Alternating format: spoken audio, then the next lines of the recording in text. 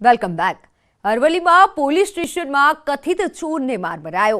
બાયડના સાંઠબા police સ્ટેશનનો video viral થયો છે, જેમાં બાઇક ચોરીના આરોપમાં એક વ્યક્તિને માર મારવામાં આવ્યો। પોલીસ સ્ટેશનમાં બહારનો વ્યક્તિ આવી અને માર મારી ગયો। માર માર્યાનો આ વિડીયો સોશિયલ મીડિયામાં વાયરલ થઈ રહ્યો છે। સમગ્ર ઘટના મામલે 8 લોકો સામે હાલ તો ફરિયાદ દાખલ થઈ છે।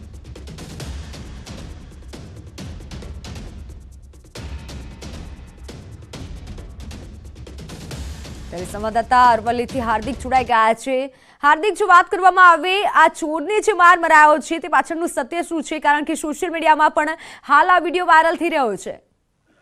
ચોક્કસથી મિત્તલ, જે પ્રકારે અરવલ્લી જિલ્લામાં પોલીસ સ્ટેશનમાં એક આરોપીને માર મરાયો હોવાનો વિડીયો વાયરલ થયો છે। ખાસ કરીને બહારના વ્યક્તિઓએ ત્યાં એકઠા થઈ અને પોલીસ સ્ટેશનની અંદર જ આ વ્યક્તિને મૂઢ માર માર્યો છે અને ત્યારબાદ વિડીયો વાયરલ કર્યો છે।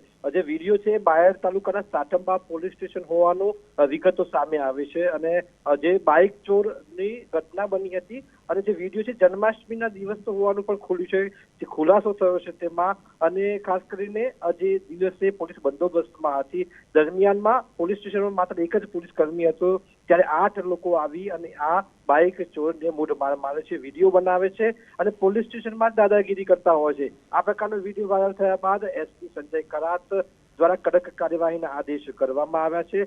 ખાસ કરીને મહત્વના પ્રશ્નો એ પણ છે કે પોલીસ સ્ટેશનની અંદર આવી અને કાયદો હાથમાં લઈ અને આ જે આરોપી છે તેને માર મારવાની જે દાદાગીરી છે એ ક્યાંથી મળે છે, કોને આમને છાવરે છે, ચોક્કસથી આ સમગ્ર મામલે કાર્યવાહીની માંગ પણ કરવામાં આવી છે। વિડીયો સોશિયલ મીડિયામાં વાયરલ થઈ રહ્યો છે, ત્યાં ચોક્કસથી અનેક સવાલો અરવલ્લી પોલીસ તંત્ર સામે થઈ રહ્યા છે, કારણ કે જે પ્રકારનો વિડીયો વાયરલ થયો છે તેમાં જોઈ શકાય છે કે જે કથિત આરોપી છે પોલીસ બાઇક ચોરીનો, તેની સામે જ્યારે ખાનગી વ્યક્તિઓ 8 જેટલા વ્યક્તિઓ આવી અને તેને માર મારતા હોય, ધમકાવતા હોય, તેવા સંજોગોમાં ચોક્કસથી ખૂબ જ ખરાબ આ મેસેજ જઈ રહ્યો છે પોલીસ વિભાગ માટે પણ। અને જોવાનું એ રહેશે કે એસપી સંજય ખરાત દ્વારા પોલીસ જે સ્ટેશનના જે કર્મચારીઓ છે, પીએસઆઈ છે, તેમની સામે શું કાર્યવાહી કરવામાં આવે છે। જી બિલકુલ હાર્દિક, કારણ કે અનેક સવાલો ઉઠી રહ્યા છે। જ્યારે પોલીસ સ્ટેશનમાં જ આવું રીતે થઈ રહ્યું હોય તો પોલીસ સામે પણ સવાલો ઉઠે।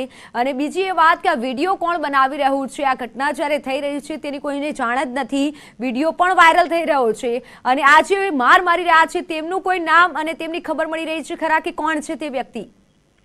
ચોક્કસથી વિડીયો વાયરલ થયા બાદ જે સાઠંબા પોલીસ સ્ટેશન વિસ્તારના જે કેટલાક ગામના લોકો છે, 8 જેટલા યુવાનો છે, જેમને પોલીસ સ્ટેશનમાં જઈ અને જે બાઇક ચોરીનો જે આરોપી હતો તેને માર માર્યો હતો।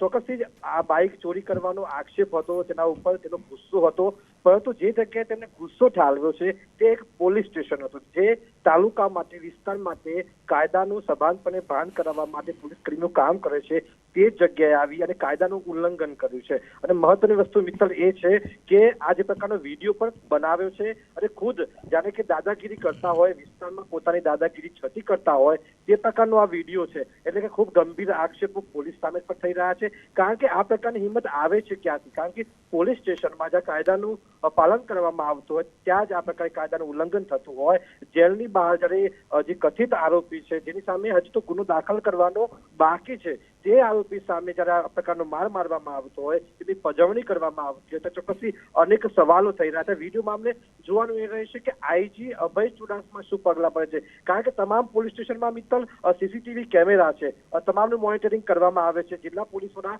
સીસીટીવી કેમેરાના આધારે શું તપાસ કરે છે, કારણ કે ચોક્કસથી જન્માષ્ટમીનો પર્વ હતો, પોલીસ બંદોબસ્તમાં હતી, અનેક સવાલો, અનેક ખુલાસો અને અનેક રજૂઆતો છે, પરંતુ ચોખવટો થશે।